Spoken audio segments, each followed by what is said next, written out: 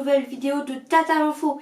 Et aujourd'hui, on se retrouve pour une vidéo focus sur le Seigneur des Anneaux. Le tournage du Seigneur des Anneaux a duré 7 ans. Le premier Seigneur des Anneaux a coûté 91 millions de dollars. Le 2 et le 3 ont coûté chacun 94 millions de dollars. Les effets spéciaux, ils ont été faits par Weta Digital et Weta Workshop.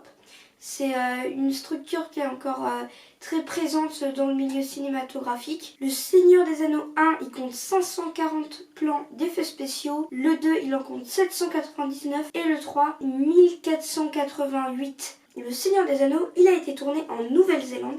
Ils ont dû aller dans des endroits paumés comme pas possible. Et il n'y avait pas de route pour y aller. Et ils ont réquisitionné l'armée pour construire des routes pour qu'ils puissent aller tourner. Pour les armes et les armures, ce sont que des vrais qui ont été construits par des vrais forgerons. Et on pense aux hobbits. Et quand on pense aux hobbits, on pense à leurs pieds. Alors, leurs pieds, c'est pas des vrais. Enfin, normalement, ça se voit quand même. Heureusement, pour une paire de pieds, ça prend plus d'1 an à le faire. Et car ils ont dû déposer poil par poil dessus. C'est vraiment un gros travail derrière. Après, pour parler un peu des décors, il faut savoir que par exemple, pour Mine de la Moria, les statues d'Argonautes, pour l'Autorienne, ce sont des grandes maquettes. Ce sont des maquettes, mais elles sont vraiment très grandes. C'est pas une petite maquette de 30 cm. Il faut qu'il y ait des détails. Et donc pour avoir des détails, ils ont fait quand même des grandes maquettes. Par exemple, pour les arbres de l'Autorienne, les grands arbres majestueux, sur la maquette, ça faisait 8 mètres de haut. Donc c'est déjà quand même gros. Hein. Maintenant, passons à la dernière partie de cette vidéo, la taille des personnages et les créatures. Comment ils ont fait la taille des hobbits? C'est vrai que les hobbits, ils sont tout petits par rapport aux autres personnages. Quand on voit Frodon à côté de Gandalf, on voit bien qu'il est beaucoup plus petit. Alors, ils ont utilisé quelle technique pour faire cet effet? D'abord, ils ont utilisé la perspective forcée. C'est-à-dire qu'ils ont calculé la distance des acteurs et l'angle de la caméra pour faire quoi à la différence de taille. C'est-à-dire que quand on voit Gandalf et Frodon dans la petite charrette en train de partir d'Hobbitbourg et qu'on a l'impression qu'ils sont à côté, et en vrai, Gandalf, Frodon, il était beaucoup plus loin. Et du coup, c'est drôle de voir les images sous un autre angle de vue et on voit qu'en fait, c'est pas du tout pareil.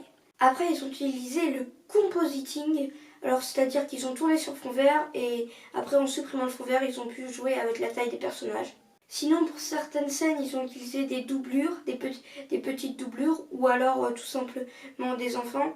Ou sinon, par exemple, quand ils voient Aragorn ou plutôt Grandpa dans Le Seigneur des Anneaux 1, il y a une grande personne qui vient et qui les bouscule en faisant poussez-vous, moi je suis plus grand que vous. Là, à ce moment-là, en fait, c'était un géant mécanique, tout simplement. Alors après, parlons un peu des créatures, parce que c'est pas des vraies créatures. Pour faire les créatures, il y a 5 étapes. D'abord, il y a le dessin. On dessine les créatures pour voir un peu le design qu'on veut faire. Après, on fait une petite sculpture. Puis, on fait une sculpture plus grande pour faire plein de petits détails. Et c'est pas taille réelle, mais pour un truc de 10 mètres, ça va être un truc de 4 mètres par exemple. Et après, on va scanner en 3D la statue. Comme ça, on va avoir un modèle 3D de la créature. On va lui créer un squelette. Et après, on va l'animer vraiment comme si on animait une marionnette muscle par muscle. Sauf que si on fait comme ça, c'est pas très réaliste. Du coup, pour le Seigneur des Anneaux, ils ont utilisé la motion capture. C'est-à-dire qu'il y avait des vrais acteurs qui étaient avec une combinaison de motion capture. Et en fait, c'est une combinaison avec plein de petits capteurs de mouvement. Et du coup, les petits capteurs de mouvement, ils ont enregistré tous les mouvements de chaque endroit, des doigts, des bras, des oreilles, de tout. Ils ont enregistré ce mouvement-là. Et comme ça, après, sur le logiciel, les mouvements, ça crée une animation.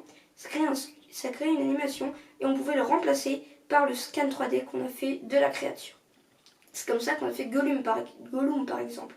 Parce que sinon, c'était pas assez réaliste. Merci d'avoir regardé cette vidéo de Tata Info. N'oubliez pas de vous abonner, de liker, de partager.